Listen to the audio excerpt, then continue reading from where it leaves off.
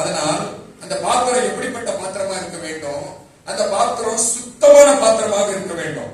ஆமா, பீகார நார்த் இந்தியால இருக்கிறவங்க ஒரு காரியத்தை நல்லா செய்வாங்க. ஒரு டம்ளர்ல தண்ணியை குடிச்சானா அடுத்த ஆளு கொடுக்க முன்னாடி போட்டு தேய்ச்சி கழுவுவாங்க. கழுவுறதுல ஆங்கில மாதிரில யாரும் சுத்தமா கழுவிட மாட்டீங்க. நம்ம ஊருக்காரங்க அவ்வளவு சுத்தமா கழுவிதான் தண்ணி கொடுப்பாங்க. ஆமா, நீங்க ஒரு டம்ளர்ல தண்ணியை வாங்கினீங்கன்னா நீங்க எவ்வளவுதான் தாகமா இருந்தாலும் கொஞ்சம் உங்க கவனம் எங்க போவோம்? டம்ளர் நல்லா இருக்கா, தண்ணியில இருக்கா, லேசா பாப்பீங்க. சோத்திரம். ஆமா, நம்ம சில சமயம் முடியெல்லாம் உள்ள போட்டு தண்ணி ஊற்றி கொடுத்துருவாங்க. குடிச்ச பிறகு பார்த்தா டம்ளர் வாங்கி ஒண்ணு பண்ணி இணைஞ்சிட்டு இருக்கோம். சோத்திரம். ஆமா, அந்த அளவுக்கு அன்புலாம் ரொம்ப இருக்கும் பாருங்க. ஆமா, சோ நமக்கு சுத்திகரிக்கப்பட்ட பாத்திரம், உபயோகிக்க ஆயத்தமான பாத்திரம். ஆனா அதனால நாம் எப்போதும் உபயோகப்படுத்த வேண்டிய சுத்திகரிக்கப்பட்ட பாத்திரமாக நாம் எப்பொழுதுமே இருக்க வேண்டும். சுத்திகரிக்கப்பட்ட பாத்திரம் தான் இடம் மாறி கூட பயன்படும். இடம் மாறியும் பயன்படும். கவனிச்சுக்கோங்க. சுத்தமா இருக்கு, சரி, சாம்பாருக்கு மேல ரசத்தை ஊத்தி அப்படியே கரண்டி வச்சு, சோறு போடுற கரண்டி வச்சு சாம்பாரை ஊத்தி, வேற வழி இல்ல, பாத்திரம் கரண்டி நல்லா தானே இருக்கு, அந்த கரண்டியை காணும், இந்த கரண்டியை யூஸ் பண்ணு, வருதா வரலையா? சோத்திரம். அண்ணன் கரண்டி வச்சு சோறு போடணும்னு நினைப்போம். ஆனா அந்த அண்ணன் கரண்டி எங்க போச்சுன்னு தெரியல. சில சமயம் அண்ணம்மால் காணாம போயிடுவாங்க. உடனே தேடி எடுக்கவே அந்த சாம்பார் கரண்டி போடுறேன், சோதனை சாப்பிட போறேன், சாம்பாருக்குள்ள ஒரு கரண்டி முங்கி கிடக்கும், அதை எடுத்து சோத்தை போட ஆரம்பிச்சிடும். ஒன்றும் பிரச்சனை இல்லை. அதுக்கப்புறம் சாம்பார் அதே கரண்டி வச்சு ஊத்தி, அதே கரண்டி வச்சு சோத்தை போட்டு, அதே கரண்டி வச்சு சாம்பார் ஊத்தி, நல்லா தானே இருக்கு, கரண்டி சுத்தமா இருக்கு, கரண்டி கை கிட்ட கிடைக்கு. அதனால உபயோகப்படுத்த வேண்டிய ஒரு பாத்திரம் எப்படி இருக்கணும்னா ரெண்டு நிலைமை எப்பவுமே இருக்கணும். ஒண்ணு, உபயோகத்துக்கு ஆயத்தமா இருக்கணும். அடுத்து அது எப்போதும் தன்னை பரிசுத்தமாக சுத்தமாக காத்துக் கொள்ள வேண்டும். நாம் அப்படிப்பட்ட ஒரு பாத்திரமாக இருக்கணும். அல்லேலூயா சொல்லுங்க, அல்லேலூயா சொல்லுங்க.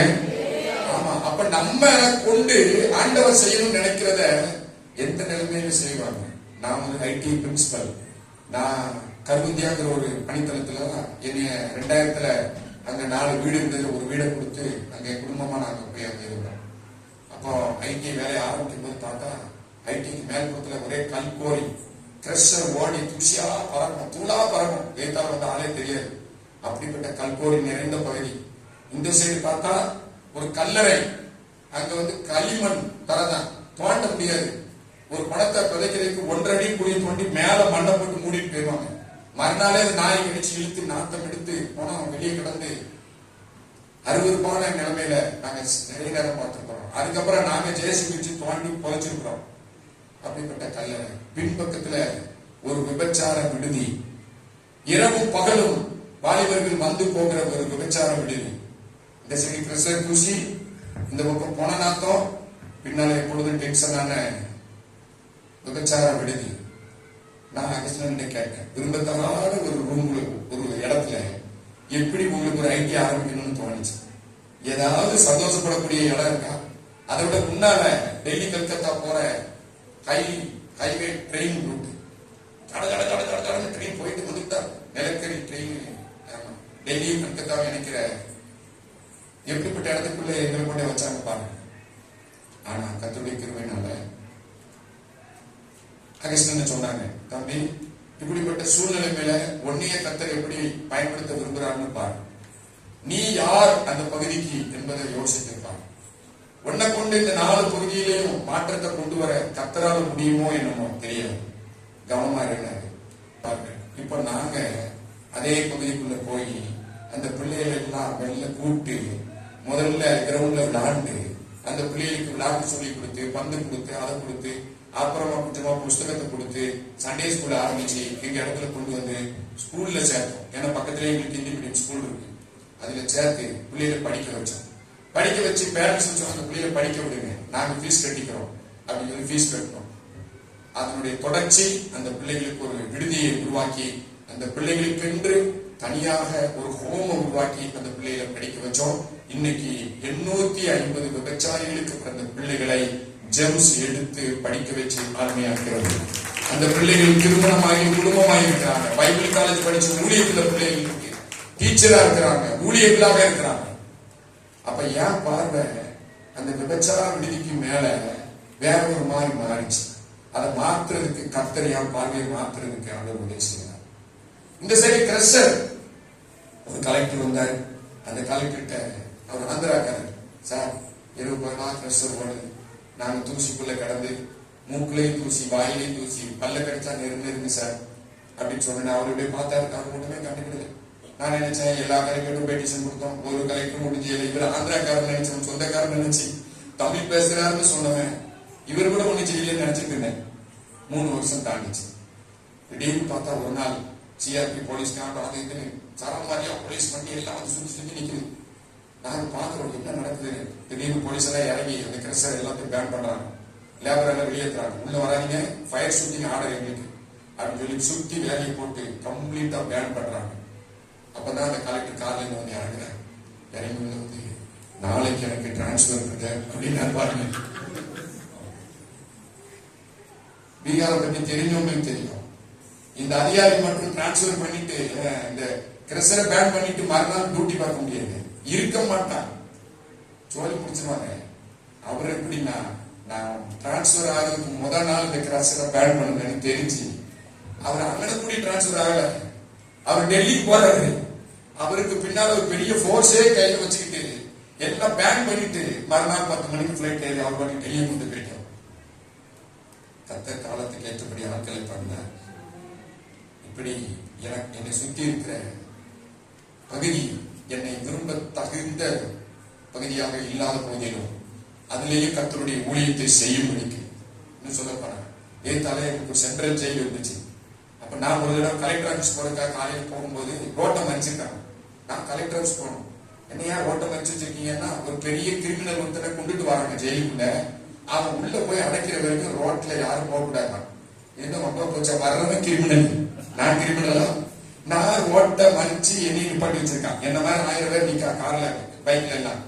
நான் சொன்ன ஒரு பிரசவ வேதனை ஒரு பொண்ணு வந்துச்சுன்னா என்னத்துக்கு ஆகும், சாவடிதான் என்ன செய்ய அப்படின்னா ஒரு கிரிமினலுக்காக ரோட்டை மறிச்சிருக்கான். யோசிப்பேன், ஆண்டவரே என்ன கிரிமினலுக்காக ரோட்டை வச்சிருக்காங்க.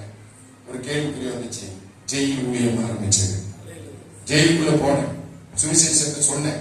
2004 ஆண்டு அகசித் ஜெபக்குமார் அண்ணனையும் அவருடைய துணைவியார் ரூபா அக்காவையும் ஜெயிலுக்குள்ள காலையில் 8 மணிக்கு கொண்டு போனேன். 1200 கையுக்கும் கம்பளியை கொடுத்தோம். அகஸ்ட் அண்ணன் நல்ல ஒரு பிரசங்கம் பண்ணார். அதுக்கப்புறம் தான் ஒருத்த கையெழுத்து கொடுத்தா, நான் தான் அந்த கிரிமினல், நான் தான் அந்த கிரிமினல், நான் தான் இந்த கிரிமினல். அவன் நான் வேற சொல்லி ஒரு நீதாவடா அந்த பத்தி பேப்பர்ல பார்த்திருக்கேன். தலையில வச்சு ஜபம் 600 கைதிகளை 6 மாசத்துல அந்த ஜெயில் விடுதலை செய்தது.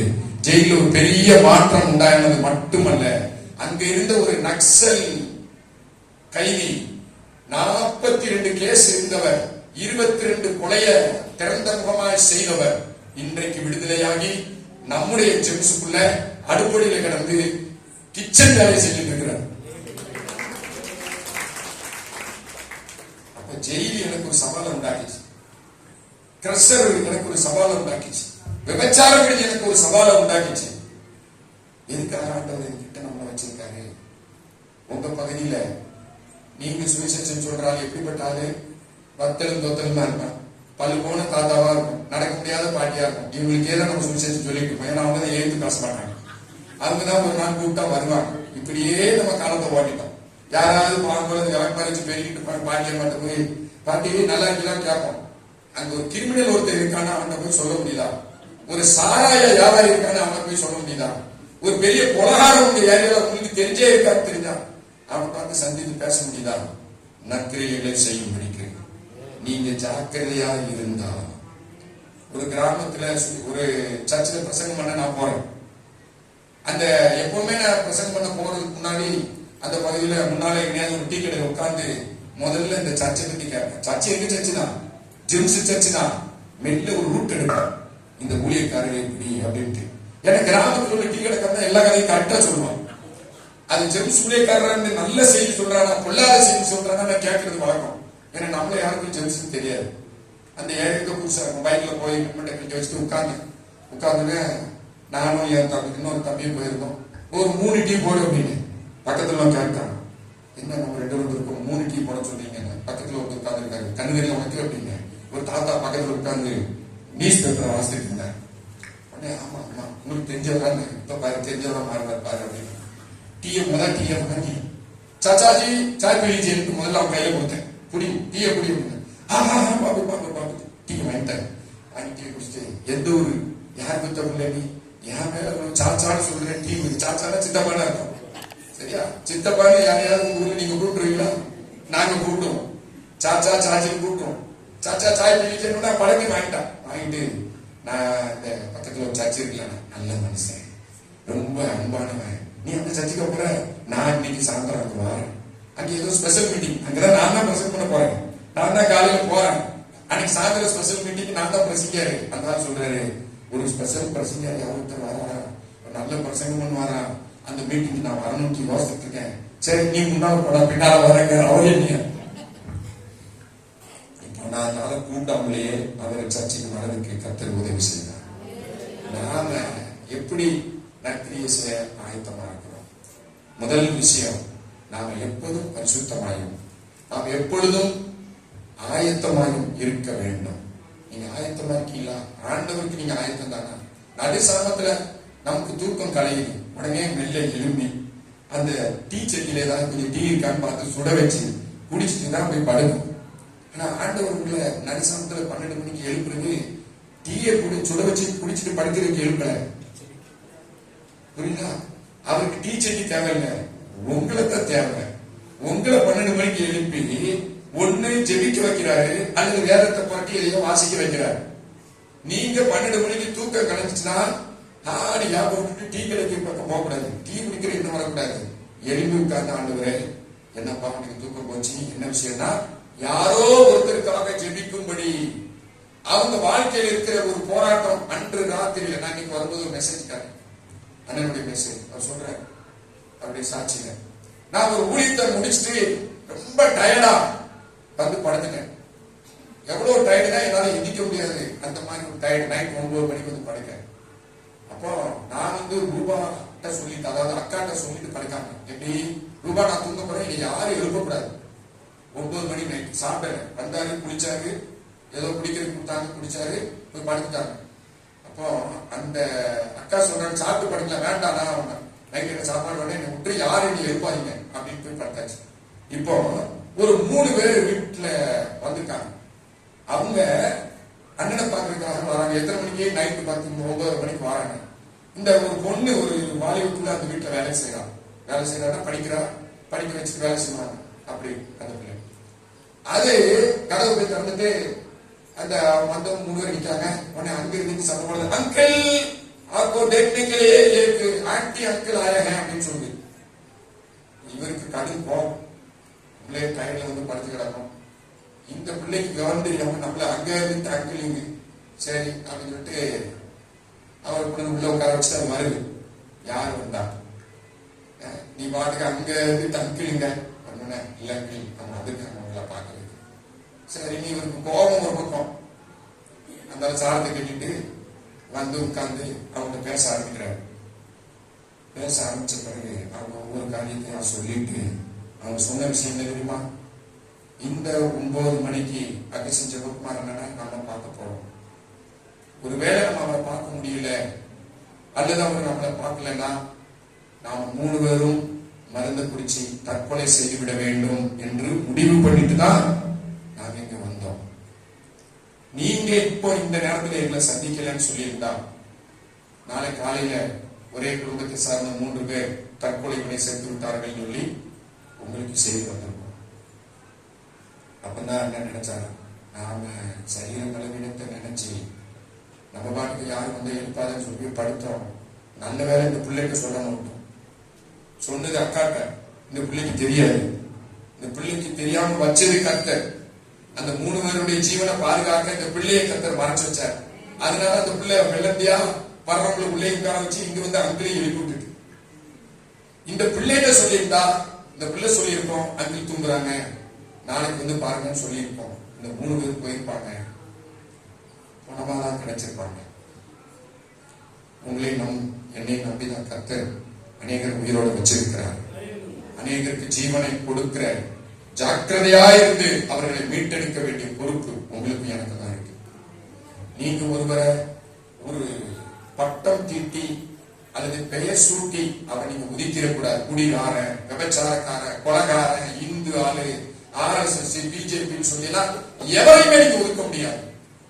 அவருக்குள்ள கிறிஸ்து பிறப்பதற்கு உங்களை என்னைதான் கர்த்தர் இந்த பட்டணத்துல வச்சிருக்கிறார். அவர்கள் மரணத்தை சந்திப்பதும் நரகத்தை சந்திப்பதும் அவங்களுக்கு தெரியாது. அதை காட்டி கொடுத்து அவனை மீட்டெடுக்க வேண்டிய பொறுப்பு உங்களுக்கும் எனக்கும் இருக்கு.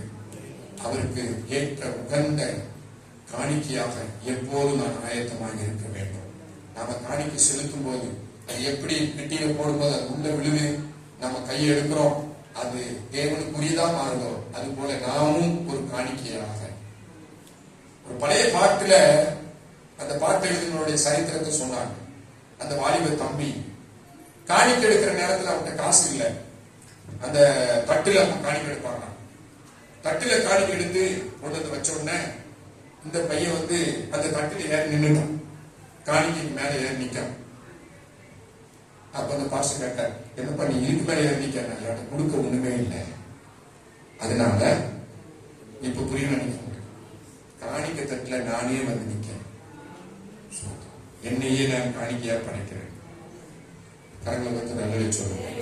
நற்கிரிகளை செய்யும்படிக்கு நாம் ஜாக்கிரதையாக இருக்க வேண்டும். நம்முடைய ஒவ்வொரு அசைவும் ஜெபத்தோடு அதிகாலையில ஜெபிக்கிறவர்கள் தான் அந்த ஜாக்கிரதையான அனுபவத்தை பெற்றுக் கொள்வார்கள். ஆண்டவர் அன்றைக்குரிய சில காரியங்களை அன்றைக்கு வெளிப்படுத்துவார். நாம் ஜெபிக்கும் போது தேவனுடைய வார்த்தை நம்மண்டையில வந்து சேரும். ஜெபத்தோடு வேதவசனத்தோடு ஜெபம். அதிகாலையில கர்த்தரை தேடுகிறவர்கள் அந்த நாளை ஜெயிப்பார்கள். அந்த நாளிலே சிலருக்காவது ஆசீர்வாதமான காரியத்தை செய்து அவர்கள் வாழ்க்கையை மாற்றி அமைப்பார்கள்.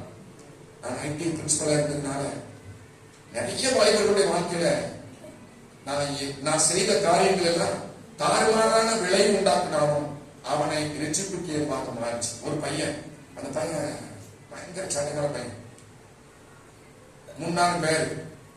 அவனுடைய எப்ப அவன் அப்ப வசதியான ஆளு, பெரிய கிரிமினல் தாப்புனார். அவன் பண்ற பம்புக்கு அளவே கிடையாது.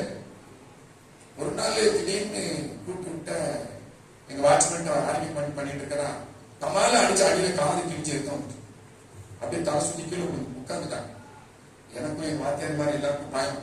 இவன் அடிச்சுட்டாரு, இவரு பிரின்சிபால் தொலைஞ்சாருன்னு நினைச்சாங்க. அவனை பிறகு ரூம்ல கூட்டு போய் காதெல்லாம் தொடச்சு விட்டுட்டு நான் யோசிச்சுட்டே இருக்கேன், இவனை அடிச்சது அவ்வளவு கரெக்டா காதல் எப்படி விழிச்சு, அது எப்படி காதுக்குள்ள இருக்கிற சப்பு கிழிச்சு எடுத்த வச்சு இப்படிலாம் யோசிச்சுட்டு இருக்கேன். அவனை சாயந்தரம் வீட்டுக்கு அனுப்பிச்சிட்டேன். அவன் போன உடனே அன்னைக்கு நைட்டு தான் இருக்கேன். ஐடியில முத்தில தான் தங்கியிருந்தேன். ஒருத்தர் வரல. நான் நினைச்சப்போ நான் பையன்ட்டு சொன்னேன், உனக்கு ஏதாவது கஷ்டம்னா நான் செலவு பண்றேன், ஒன்றும் பயப்படாது, தைரியம் மாதிரி உடனே நான் நேசிச்சிருந்தாங்க தான் அடிச்சு அப்படின்னு சொன்னேன். அவனும் அதுதான் போகணும்னா எல்லாம் கரெக்ட். சரி வீட்டுக்கு அனுப்பிச்சு விட்டாச்சு. போயிட்டான். மறுநாள் வரல. அப்போ ஒன்னே அவங்க அம்மா அப்பா தெரிஞ்சுட்டா அன்னைக்கு நைட்டே வந்துருக்கணும். நான் தான் ஐடியில் ஒத்தையில இருக்கிறேன். ஆனா மறுநாள் நான் என்னுடைய ஹெட் குவார்டர், என்னுடைய வீடு இருக்கிற இடத்துக்கு போயிட்டேன். எனக்கு சிக்கலையா இருக்கும். அது ஐடிக்கு ஒரு 20 கிலோமீட்டர். இந்த ஐடியில இருந்து அங்க போயிட்டேன். அங்க போன உடனே ஒரு 7-8 பேர் துப்பாக்கியோட வந்தாங்க. அன்னைக்கு ஞாயிற்றுக்கிழமை. இது நடந்தது சம்பவம் சனிக்கிழமை.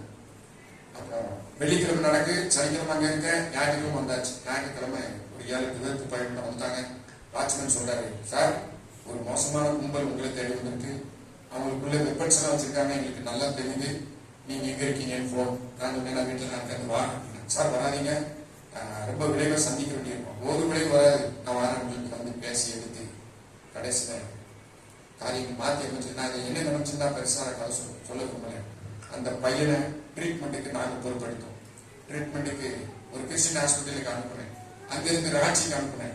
ராஞ்சியில் ஆபரேஷன் பண்ணி சரியானா. நடந்தது என்ன தெரியுமா? ராஞ்சியில போய் ஆஸ்பத்திரியில இருந்த நாட்களில எங்க ஊழியக்காரர் அவர் செஞ்ச ஊழியத்துல ரட்சிக்கப்பட்டான். ரட்சிக்கப்பட்டு சுகமாகி வீட்டுக்கு வரல. உண்மை, வீட்டுக்கு வராம அங்கேயே இருந்தான். அந்த பாச கூட இருந்து கிறிஸ்துமஸ் வரைக்கும் நான் இங்கதான் இருப்பேன். கிறிஸ்துமஸ் எல்லாம் எலக்ட்ரிக்கல் வயரிங் எல்லாம் பண்ணி சீரியல் லைட் எல்லாம் சர்ச்சுக்கு போட்டு அவன் அப்பாவுக்கு போட்டோ எடுத்து அனுப்புறான்.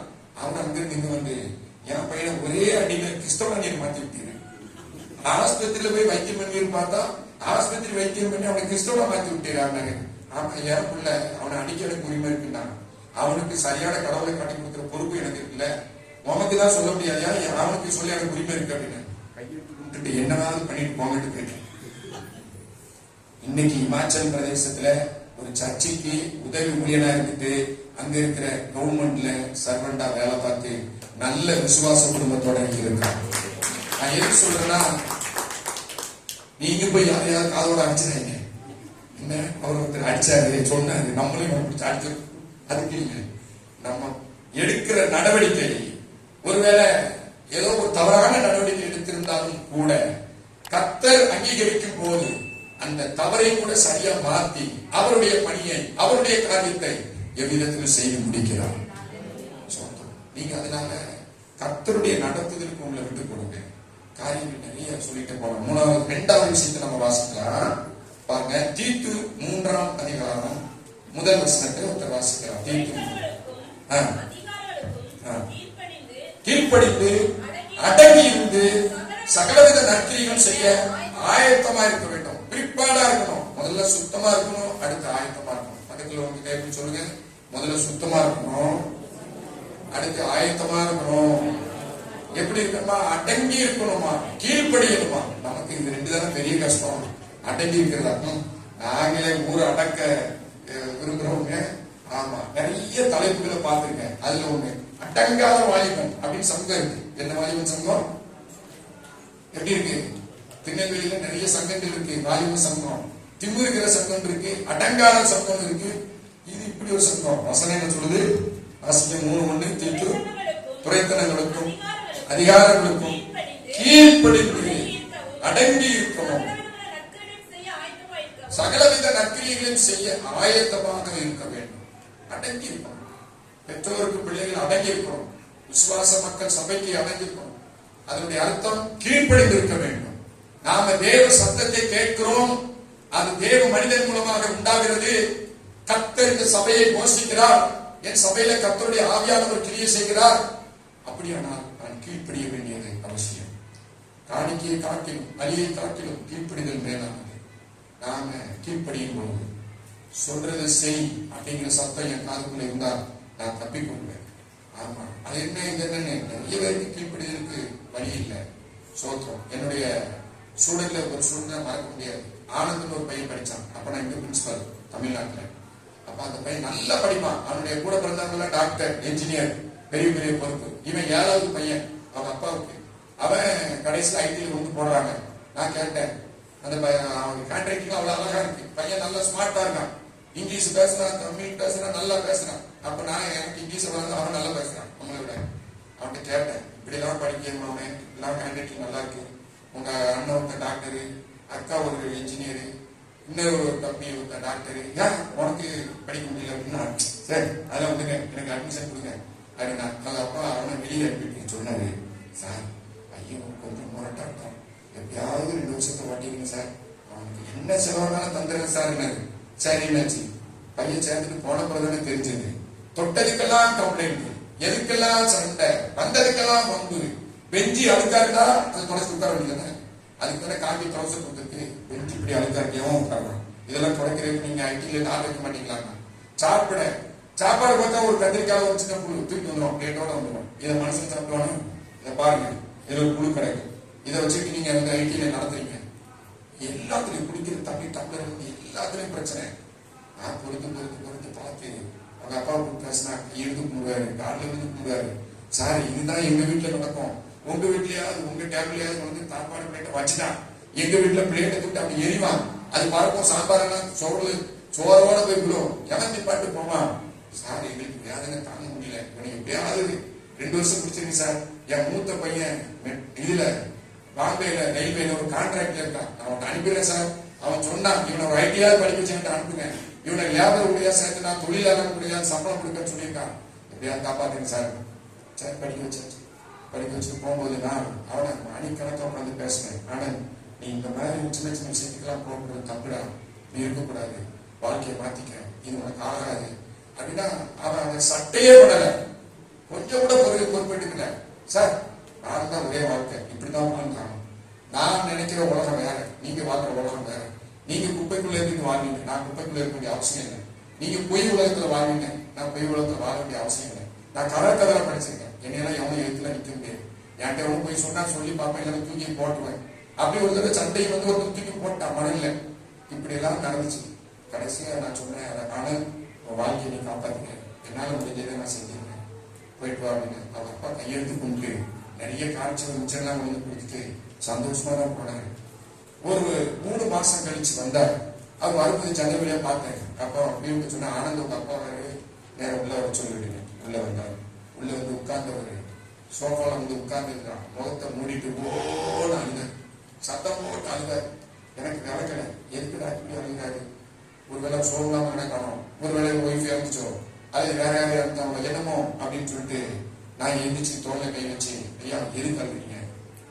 ஆனந்து போய் சேர்ந்துட்டான் அப்படின்னா. ஆனந்து போய் சேர்ந்துட்டான், என்னாச்சு அப்படின்னு. மகாராஷ்டிராவை நான் அனுப்பிவிட்டேன் ஐயா, உங்கள்கிட்ட நல்லா படிச்சா ஐயா, நீங்களோட பாஸ் பண்ண வச்சீங்க. அவனை அங்க அனுப்பி அங்க போன உடனே வேலைக்காரங்களோட அவன் தங்க வச்சு அவன் வேலை கொடுத்துருந்தான். மூத்த பையன் அங்க போன உடனே 2 குரூப்பா தொழிலாளியை பிரிச்சுட்டான். மகாராஷ்டிரா தமிழ்நாடுன்னு பிரிச்சுட்டான். தமிழ்நாட்டுக்கு அன்னைக்கு தலைவனா மாறிட்டான். அவங்க மகாராஷ்டிரால இருக்கிற பையங்களை இவங்க மாதிரி பேச ஓடுற ட்ரெயினை தள்ளி விட்டாங்க. அவன் உடம்பு கூட உருப்படியா கிடைக்கல. அப்படிதான் சேரும். வேற செய்ய முடியும்? 1-2 பிரிக்கிறதுக்கா அண்ணன் வச்சாரு. சேர்த்து வச்சு வேலையை செய்ய சொல்லிதானே. அவன் அண்ணக்கார கண்டுக்கவே இல்லையா? உடன் பிறந்த அண்ணக்காரங்க கண்டுக்கவே இல்லை. ஒரு சாக்குல அள்ளி கலந்து கொடுத்தாங்க. இந்த ஆனந்த் குறைச்சு போனது யோசித்து பாருங்க. அப்பா தான் கதறி கதறி அழுதாரு. பிள்ளைகள் எப்படி இருக்காங்க இன்னைக்கு? ஏன் நடக்குது? சென்னையில மாத்திரம் பிளாட்ஃபார்ம்ல 3 பிள்ளைகள் போன வருஷம் வெட்டி கொலை செய்யப்பட்டிருக்காங்க. தெரியுமா? 2 பிள்ளைகள் தள்ளப்பட்டு கொலை செய்யப்பட்டிருக்காங்க. 2 போலீஸ் டிபார்ட்மெண்ட்ல சேர்ந்த குடும்பங்கள். என்ன காரணம்? தாறுமாறான செல்லம், பிள்ளைகள் மனம் போன போக்குல வளர்ப்பு, அதுக்கு அம்மா அப்பா ஒழுக்கம் இல்லாத வாழ்க்கை, தகப்பனார் தாறுமாறான குடிகாரன், தாய் இஷ்டம் போல வாழ்ற தாய், அதுக்கு தந்த பிள்ளை வெட்டுண்டு சாகிறான். இதுதான் நாட்டில் உள்ள நிலைமை. நாம வாழ்ந்து என்னத்தை செய்ய போறோம்? நம்முடைய பிள்ளைகளுக்கு என்ன காட்ட போறோம்? நம்முடைய பிள்ளைகளுக்கு என்ன மாதிரியை நம்ம காண்பிக்க போறோம்? மகாராஷ்டிரா மெட்ரோல என் பையன் வேலை பார்த்துட்டு இருக்கும் போது நான் அவனுக்கு காட்டி கொடுத்தது எல்லாம் ஊழியக்காரங்களை தான் காட்டி கொடுத்தேன். நீ போனா முதல்ல ஒரு ஊழியக்காரன் ஃப்ரெண்ட் ஆகு, ஒரு பாஸ்டர் கூட நெல்லு. ஒரு பாஸ்டர் தான் உனக்கு பெஸ்ட் ஃப்ரெண்டு. அங்க கூட போனா அங்கதான். நான் மகாராஷ்டிராக்கு போய் 3 மாசத்துல நான் ஃபோன் பண்ணி கேட்டேன், யார் அவனுக்கு ஃப்ரெண்டு எப்படின்னு. என் ஃப்ரெண்டு சொல்லிட்டாப்பா அப்படின்னா சொல்லுங்க. அவருக்கு வயசு 85, முடிய நீளம் வளர்த்திருக்காரு, காவி வஸ்திரம் போட்டிருக்காரு, 300 சர்ச் வச்சிருக்காரு. எத்தனை சர்ச் வச்சிருக்காரு? கேரளாக்காரு. அவர் எப்படி ஆளுன்னா, அங்கிள் எனக்கு 3 நாள் லீவு, கமான் கமான் கமான் அப்படின்பாரு. போனோன்னு சொல்றாரு, இன்னிலிருந்து 2 நாள் ஃபாஸ்டிங் பிரேயர், ஓகேயா அப்படின்பாரு. 2 நாள் பச்சை தண்ணி இல்லாம நீ உட்கார வச்சு அவரு என்னையும் அவர் மகனையும் உட்கார வச்சு ஃபாஸ்டிங் பிரேயர் நடத்துவாரு. நாங்க 2 பேரும் முன்னால் உட்காந்துருப்போம், அவங்க முன்னால் உட்காந்து இங்க 2 பேருக்காக ஒரு ஃபாஸ்டிங் பண்ணி ஜோம் பண்ணிட்டு இருக்காரு. தண்ணி கூட குடிக்க மாட்டாரா? அவர்தான் எனக்கு பெஸ்ட் ஃப்ரெண்டு. முடிச்ச உடனே கார்ல ஏற்றுவாரு, 3 ஸ்டார் ஹோட்டல்ல கொண்டு உட்கார வைப்பாரு, நல்ல சாப்பாடை போட்டு கை நிறைய காசை அள்ளி கொடுப்பாரு. உங்க அப்பா மிஷினரி என்னைய ஃப்ரெண்டாக்குற அளவுக்கு முன்னே வளர்த்துருக்காரு. அவர்கிட்ட காசு தான் கேட்க, ஒரு செலவுக்கு நான் தருவேன். எப்ப போனாலும் 4000 5000 குறையாம கையில காணிக்க காசை கொடுப்பாரு. இதுதான் நான் வளர்த்த என் பிள்ளைகள் லட்சம். ஒரு முறை அவன் 15 நாள் லீவு, ஹோலி லீவ்ல வரும்போது சொல்றான், எனக்கு லீவு இருக்கு, நான் 15 நாள் லீவ். நான் சொன்னேன், அதே அப்பா அம்மா, அதே வீடு, அதே திருநெல்வேலி, இதுல நீ ஒன்னே கத்துக்கிட மாட்டேன். இங்க வராத, எங்கேயாவது ஒரு மிஷினரி ஃபீல்டுக்கு போ. யாராவது ஒரு மிஷினரி தெரியாதவங்க பக்கத்துல இருக்கிற மகாராஷ்டிராவை சுத்தி இருக்கிற ஒரு ஊழியக்காரங்க கூட தங்கு. ஒருவேளை தமிழ்நாட்டுக்காரங்க என்ன சந்தோஷம் இல்லைனாலும் நான் உனக்கு தான் ஹிந்தி தெரியும், இங்கிலீஷ் தெரியும், யார் கூட தங்கிக்க போ அப்படின்னு. அவன் அங்க தேடி இங்க தேடி, எனக்கு ஒண்ணும் தெரிய மாட்டேங்குது, நான் அகஸ்டினே போறேன். அப்போ அனுப்பிச்சு விட்டு அங்க போய் தான் அகஸ்டின அவனை ஒரு சாட்சியாக சொன்னேன். யார் இந்த பையன் அப்படின்னா, நான் பீகார் போகும்போது 1.5 வயசுல அவனை தூக்கிட்டு போனேன். போய் 6 மாசத்துல தீவிரவாதிகளால கடத்தப்பட்டான். 12 நாட்கள் தீவிரவாதி கையில தான் இருந்தான், எங்க கையில இல்லை. 50 லட்சம் ரூபாய் பணத்தை கேட்டாங்க. நீங்க சாட்சி கேட்டுக்கலாம். பழைய செய்திய அகஸ்டினுடைய செய்தி கேட்டீங்கன்னா, மிஷினரி மகனை கடத்தப்பட்டான், 12 நாட்களுக்கு பிற்பாடு தீவிரவாதியை கொண்டு நீங்க கையில கொடுத்தான்னு பேசினா என் பையன் தான். நான் தான் இன்னைக்கு பணத்தை தானே சொல்றேன். ஆமா, என்று கத்த தெளிவா சொல்லியிருக்கேன். வந்தவங்க எல்லாம் பார்த்து அழுதாங்க. நானும் என் மனைவி மட்டும் அல்லாம குத்துக்கள் மாதிரி இருந்தோம். இவங்க அழுறாங்களே, சரி இவங்க அழுறாங்களேன்னு நம்ம அழுவடியா இருந்துச்சு. ஏன்னா முன்னோக்கே கத்த சொன்னாங்க, உனக்கே இது நடந்தாலும் உன் பிள்ளைக்கே இது நடந்தாலும் நீங்க இருப்பியா அப்படின்னாரு. அப்படி ஆண்டவர் வலுவா பேசினா என் பையனை கடத்துறதுக்கு. இன்னைக்கு அவன் 27 வயசுல மாஸ்டர் டிகிரி பண்ணிட்டு இருக்கிறான். ஸ்வீடன் நாட்டில் இருக்கிற தமிழ் சபையில வாலிபர்களுக்கு பொறுப்பெடுத்து ஊழியத்தை செய்துட்டு இருக்கிறான். அவன் மெட்ரோ சீஃப் இன்ஜினியருக்கு படிச்சாலும் அவனுடைய ஊழியம் ஸ்வீடன் தேசத்துல தமிழ் மக்கள் மத்தியில நடந்துட்டு இருக்குது. கரையிலே சொல்லுவோம், நம்ம எப்படிப்பட்ட நற்கிரியைகளை நம்முடைய பிள்ளைகளுக்கு காண்பித்துக் கொடுக்கிறோம். கடைசியாக 1 தீமோத்தேயு 18-19 வாசிக்கலாம். 1 தீமோத்தேயு உன்னை குறித்து முன்னுண்டான தீர்க்க தரிசனத்தை குறித்து படியே நீ அவைகளை முன்னிட்டு நல்ல போராட்டம் பண்ணும்படி இந்த கட்டளையை உனக்கு ஒப்புவிக்கிறேன். நீ விசுவாசமும் நல் மனசாட்சியும் உடையவனாயிரு. தீமோத்தேயுவே, உன்னை குறித்து முன்னுண்டான தீர்க்க தரிசனங்களின்படியே நீ அவைகளை முன்னிட்டு நல்ல போராட்டம் பண்ணும்படி. எல்லார் மேலேயும் கர்த்தர் ஒரு திட்டத்தை வச்சிருக்கிறார்.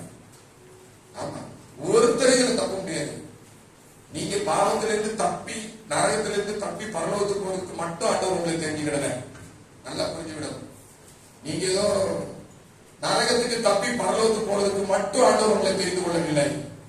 அப்படின்னா நீங்க என்னைக்கு பாவம் மன்னிப்பு நிச்சயம் பெற்றீங்களோ, என்னைக்கு பரலோகத்திற்கென்று வேறு பிரிக்கப்பட்டீங்களோ, அன்னைக்கே உங்களை மேல அனுப்பிக்கணும். அப்படித்தானே இருக்கணும். தண்ணியில முக்கினத அகேசன் சொன்னார், அப்படியே உள்ள முக்கி வச்சிருக்கணும். உயிர் போயிடும், அதோட உனக்கு அடக்கம் பண்ணிட வேண்டியதான், நீ பரலோகத்துக்கு போயிருக்க. இப்படித்தானே செஞ்சிருக்கணும். அப்படி செய்ய ஆண்டவர் இந்த பூமியில வாழுகிற நாட்களில என்னை கொண்டு எதையோ செய்யணும்னு விரும்புறாரு. அதுக்காகத்தான் என்னை ரட்சித்தாரு. இந்த ஊர் உலகத்துல, உங்க குடும்பத்துல, கோத்திரத்துல உங்களை ரட்சிக்கிறதுக்கு என்ன அவசியம் இருக்கு? உங்களை விட பெரிய ஆட்கள், உங்களை விட திறமசாலிகள், உங்களை விட படித்தவர்கள் ஒரு பெரிய கூட்டம் இருக்கும்போது ஒரு சின்ன கூட்டமாகிய உங்களை மட்டும் தெரிந்து கொண்டது நோக்கம் என்ன? என்னைக்காவது இந்த கேள்வி கேட்டீங்களா? ரட்சிக்கப்பட்டதனுடைய நோக்கம் என்ன? முட்டையை வாங்கினா ஆம்லேட் போடுறதோ ஆஃப் ஆயில் போடுறதோ நமக்கு தெரியும்.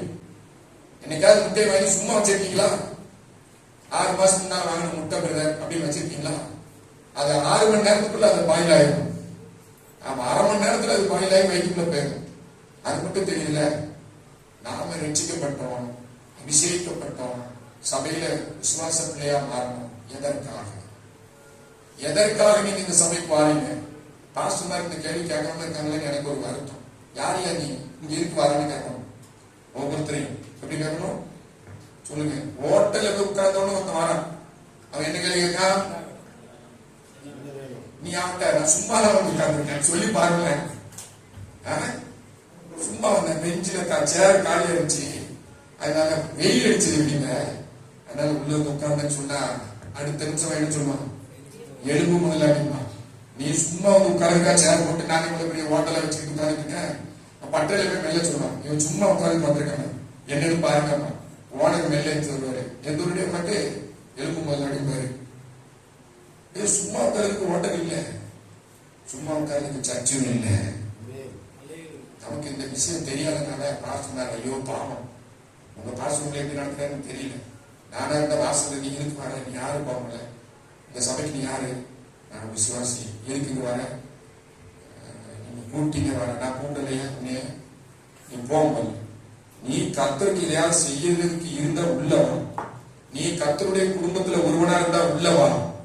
அவருடைய ரத்தத்திலையும் அவருடைய சரீரத்திலையும் பங்கெடுக்கிறவனாக இருந்தால் அவர் சொல்றதை செய்யறதா இருந்தா உள்ளவா இருந்தா போயிட்டே இருக்கு சொல்லணும். அதுதான் சரியான போதனை. அப்படி சொன்னா பாதி பேர் போயிடுவாங்க. போட்டோம், மீதியால வச்சு பெரிய வேலையை செய்யலாம். அந்த ஆட்களை வச்சு பல மடங்கு சம்பளம் வந்துடும். நம்மளை வச்சா அப்படின்னு கொஞ்சம் பேர் நினைக்கீங்க இல்ல? சோத்தம். ஆமா, ஒரு கேள்வி கேட்டா என்ன பதில் சொல்ல போறீங்க? நீ யார் இந்த சபைக்கு? என்ன செய்ய போற?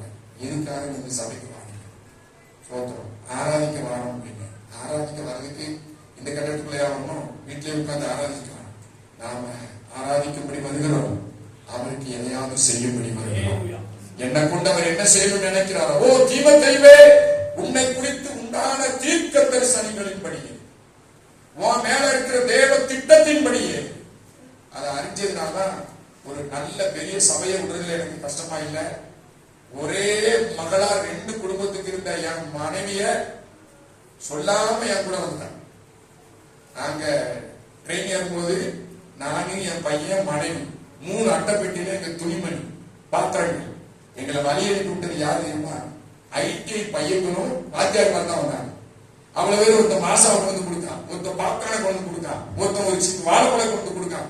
சார் எங்களை விட்டுட்டு போறீங்க, எங்களை மறந்துடுறாங்க, வழி அனுப்பி விட்டது எல்லாம் அம்மா அப்பா வரல. எங்க அத்தை மாமா காரி துப்பிட்டாங்க. ஒரு பிள்ளை ஒரு பையன் நினைச்சு ஸ்காட்ல வேலை பார்க்காரு, இவ்வளவு பெரிய சபையில இருக்காருன்னு சொல்லி கட்டி கொடுத்தாங்க. அதனால ரொம்ப வீரா போறாங்க. இவரு அங்க போய் என்ன செய்ய போறாரு? அங்க போய் பிரின்சிபாலா இருக்கு, இங்க தானே பிரின்சிபாலா இருக்காரு, அங்க போய் ஊழியர் செய்யறதுக்கு இங்க இருக்க வேண்டியதானே. எங்க பாஸ்டர்ட்ட போய் சண்டை, ஆளாள்கிட்ட சண்டை, என்கிட்ட மட்டும் பேசவே இல்லை. நாங்க சந்தோஷமா தான் போனோம். கத்த நல்லவன். தேவ திட்டத்தை உணர்ந்ததுனால திருநெல்வேலி விடுறதுல எனக்கு கஷ்டம் இல்லை, ஊர் உலகத்தை விடுறதுல கஷ்டம் இல்லை. இன்னைக்கு என் பிள்ளைகளை கத்த நல்லா வச்சிருக்கிறேன். ஆமா, உங்களையும் கத்த நல்லா விட்டுவாரு. நீங்க உங்க திட்டம் என்ன, உங்க குடும்பத்துல உங்க பிள்ளை மேல கத்துடைய சித்தம் என்னங்கிறத நினைச்சு அதற்கு நேராக போராட வேண்டுமே ஒழிய நோய் பேய்க்காக போராடுறது, வீடு வாசல் வாங்குறதுக்காக போராடுறது, கார் பங்களா வாங்குறதுக்காக போராடுறது, அடுத்த வீட்டுல வெளியடிச்சாங்க நம்ம வெளியடிக்கணும்னு போராடுறது, அந்த பிள்ளைய டாக்டருக்கு படிக்க வச்சாங்க நம்மளும் எப்படியாவது ஸ்வீடன் அந்த அது பிலிப்பைன்ஸ் அனுப்பி டாக்டரா படிக்க வச்சோம்னு லோன் வாங்குறது. இந்த போராட்டத்தை விட்டுட்டு வெளியே வர பாருங்க. கர்த்தருக்கு அடுத்த காரியங்களில் போராடுகிறதுக்கு உங்க மனசு போகட்டும். தேவ ராஜ்யத்திற்கென்று எதையாவது செய்யும்படிக்கு உங்கள் சிந்தையும் உங்கள் ஆவியும் ஆத்மாவும் துடிப்பு கொள்ளட்டும். அப்படிப்பட்ட தீமத்தீவுகளாக நீங்க எழும்பட்டும். அகஸ்டின் என்ன, ஒரே சகோதரன் 5 பெண் பிள்ளைகள் இருந்த போதிலும் 5 பொம்பளை பிள்ளைகள் இருக்கிற ஒரு குடும்பத்துல ஒரே ஒரு ஆண் மகன் இருந்த போது தாயும் தகப்பனும் அந்த 5 பிள்ளைகளை வச்சு இவரையும் வச்சு இவர் ஒரு வேலை பார்த்துட்டு இருக்கும்போது ஆண்டவருடைய அழைப்பு பெற்றதுனால அவருக்கு தங்கச்சிமாரை பத்தியோ அம்மா அப்பா பத்தியோ கவலை இருந்தாலும், வருத்தம் இருந்தாலும், ஒரு கேள்விக்குறி இருந்தாலும் அதற்கு மேல கர்த்தருடைய வார்த்தைக்கு கீழ்ப்படியணும்னு சொல்லி கீழ்ப்படிந்ததுனாலதான் இன்னைக்கு 3000 மிஷனரிகளை கொண்ட ஒரு ஸ்தாபனத்தை ஒரு தனி மனிதனை கொண்டு கர்த்தர் எழுப்பி இருக்கிறார். பீகார், ஜார்க்கண்ட், யூபி, எம்பி, நேபாள் தேசம் வரையிலும் அந்த ஜெம்ஸ் ஊழியம் பறந்து விழுந்திருக்கிறது என்றால் அன்றைக்கு அவர் கீழ்ப்படிந்ததினாலே. அவருடைய தாயார் இறந்ததுக்கு கூட அவர் அடக்கத்துக்கு போகல. அவருடைய மகன், மூத்த மகன் மரித்ததுக்கு கூட தூக்கி அடக்கம் பண்ணதுக்கு அவருக்கு போகல. அவர் என்ன சொன்னாருன்னா, மரித்தவர்களுக்கு நான் ஊழியம் செய்யறது இல்ல, ஜீவனுள்ளோருக்கு ஊழியம் செய்ய கர்த்தர் என்ன வச்சிருக்கிறார். நான் வாய்ப்பு கிடைச்சா போவேன், ஆனா ஒரு வாய்ப்பு இருக்கும்போது ஆனா அதை விட்டுட்டு நான் அங்க போனதுங்கிற அவசியம் எனக்கு இல்லை. என் தாயையும் என் தகப்பனையும் என்னுடைய பிள்ளைகளையும் நான் பரலோகத்துல சந்திப்பேன் ஒரு நிச்சயம் எனக்கு இருக்கிறதுனால என்னைய தடை செய்கிற எந்த காரியம் கர்த்தருக்கு அடுத்த விஷயத்துல எதுவுமே கிடையாதுன்னு சொல்லி ஒரு நல்ல போராட்டத்தை போராடின ஒரு தேவ மனிதர். அவரை வச்சுதான் உங்களுக்கு ஒரு மாதிரியாக நாங்க வாழ்ந்துட்டு இருக்கிறோம். கர்த்தர் அவர் மேல வச்சிருக்கிற அந்த அபிஷேகத்தின் நிமித்தம் இன்னைக்கு தேசங்களில ஆங்காங்க போன மாசம் ஜனவரியில 6ஆம் தேதி நாங்க ரயில்வே தொழிலாளர்கள் எல்லாம் கூட்டி அங்க அண்ணனை பயன்படுத்தணும். அவர் செய்தி கொடுத்தார். செய்தி தலைப்பு யூடியூப்ல பார்க்கலாம். சுழலும் சக்கரத்தில் சூறாவளியா. தெய்வத்தை பாஷைக்கு இந்த வார்த்தை சொல்லுங்க, உனக்கு அர்த்தமே வழங்காது. இது எங்க இருக்கு பைபிள் தேட ஆரம்பிச்சிடும். சுழலும் சக்கரத்தில் சூறாவளியா. உன் வாழ்க்கையில என்ன சூறாவளி? உன் சக்கரம் சுழன்று கொண்டிருந்தா உனக்கு சூறாவளி வராது. உன் சக்கரம் சும்மா இருந்தா சூறாவளி மட்டும் அடிக்காது, கண்டதும் மாறும். சக்கரத்தை சுழற்றி விடு, உன் வாழ்க்கை பயணத்தை சுழற்றி விடு. சும்மா நிக்கிற ட்ரெயின் துரு பிடிச்சிடும். சும்மா நிக்கிற ட்ரெயின் 6 மாசம் கழிச்சு ஓடாது. ஒண்ணுக்கும் உதவாத ஓரம் கட்டிடுவான். உன்னைய ஓரம் காட்ட முடியாது. நீ சுழன்று கொண்டு இருக்கணும், நீ செயல்படணும்னு சொல்லிதான் அண்ணா அந்த கூட்டத்துல சேலஞ்ச் பண்ணி பேசுறேன். கர்த்தருக்கு மகிமை உண்டாகட்டும். இன்றைக்கும் இந்த காலை நேரத்துல அதே சவாலத்தை நான் முன்னால வைக்கிறேன். உங்களுக்கு வயசாயிட்டுங்கிறதோ, உங்களுக்கு படிப்பறிவு இல்லைங்கிறதோ, உங்களுக்கு பாட வராது, கொடுக்க வராது, ஜெபிக்க வராதுங்கிறதோ அது அல்ல தேவனுக்கு முக்கியம். நான் இதோ அடியேன் என்று சொல்லுகிற ஒரு கூட்டத்தை எதிர்பார்த்து நான் ஆண்டு வந்திருக்கிறேன். நீங்க நற்கிரிகளை செய்வதற்கு ஆண்டவரே நான் இன்று முதல் ஜாக்கிரதையாக இருப்பேன் என்று சொன்னார். கர்த்தர் உங்களை பயன்படுத்த